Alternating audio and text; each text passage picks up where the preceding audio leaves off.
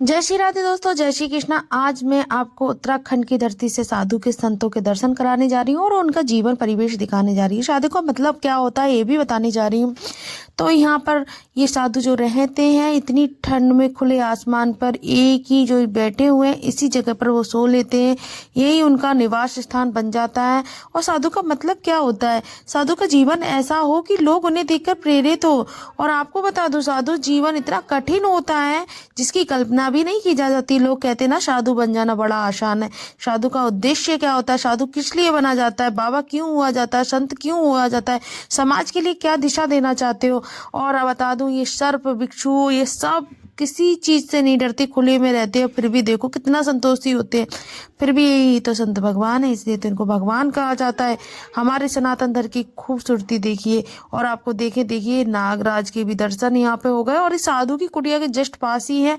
और आप देखिए अंधेरे में कंधे साधु आ रहे हैं, इनको नेत्रों से दिखाई नहीं देता, फिर भी देखो अनुभव देखो, पहचान लेते हैं और पूरा मार्ग तय कर लेते हैं। ये ईश्वर की अति कृपा है। साधु का जीवन ऐसा हो कि लोग उन्हें देखकर प्रेरित हों, वो समाज को सही दिशा दिखाएं और ना ही किसी धर्म को नीचा दिखाए। साधु संत लोगों की सही शिक्षा देने के लिए हैं, वो भी बिना किसी मांग के। हाँ, समाज को उनके रहने खाने की व्यवस्था करनी चाहिए बस। और साधु लोगों के घर घर जाकर जीवन का उद्देश्य बताना, उन्हें जीवन जीने की कला बताना, ना कि उन्हें अपने पास बुलाकर चंदा इकट्ठा करना। और देखिए यहाँ पर एक आदमी है जो इटली की हैं, बताते हैं ये 24 कुत्तों की देख रेख और गायों की देख रेख करती हैं और साथ ही ये हमारे सनातन धर्म को अपना ली हैं।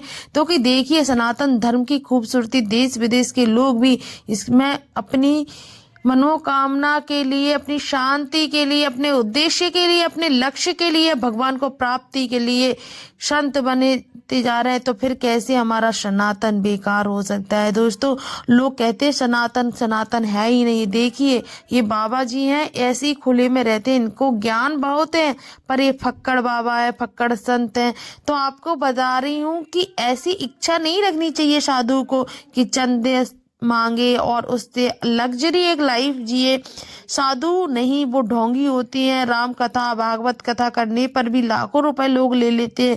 कथा भी क्या कहते हैं, राम बचपन में ऐसे थे वैसे थे, पर उन्होंने वन में जिस प्रकार का जीवन जिया हम भी वैसे जिए, इस प्रकार की बात तो वो नहीं बताते, क्योंकि उन्हें मालूम है राम की तरह हम हो गए तो हमारा क्या होगा, जो नेता हमें चंदा देते हैं उनका क्या होगा। बस इतना ही कहनी चाहती हूँ कि देखिए सनातन धर्म की असलियत को पहचानिए। असली संत होते हैं ना, बड़े संतोषी होते हैं। ये गंगा जी के पास में रहकर कितना अनुभव और आनंद प्राप्त होता है। यहाँ का विहंगम दृश्य आपको आकर्षित कर ही लेगा। और जैसे ही मैं आपको बताऊँ, यहाँ पे कुछ इतने बड़े बड़े महान संत रहते हैं जो सच में कई वर्षों से मौन होकर तपस्या कर रहे हैं। तो देखिए ये मौनी बाबा, इनके भी मैंने आपको दर्शन कराए थे। और यहाँ पे कुछ संत हैं जो दिन प्रतिदिन निरंतर आरती भजन में निरंतर लगे रहते हैं और उनकी सारी व्यवस्थाएं देखती हैं। गंगा मैया के आसपास स्वच्छता का ध्यान भी खुद संत ही रखते हैं। तो आपको ये वीडियो अच्छा लग रहा हो। कुछ संत ऐसे भी होते जो करोड़ों प्रति भी हो जाते और इनके वक्त इनको करोड़ों की गाड़ियां भी उपलब्ध करा देते हैं।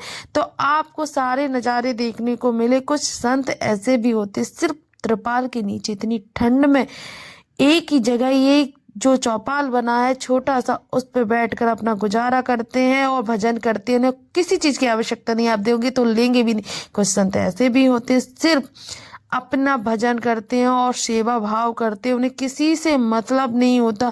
आप पैसे देंगे तो वापस कर देते हैं। यही असली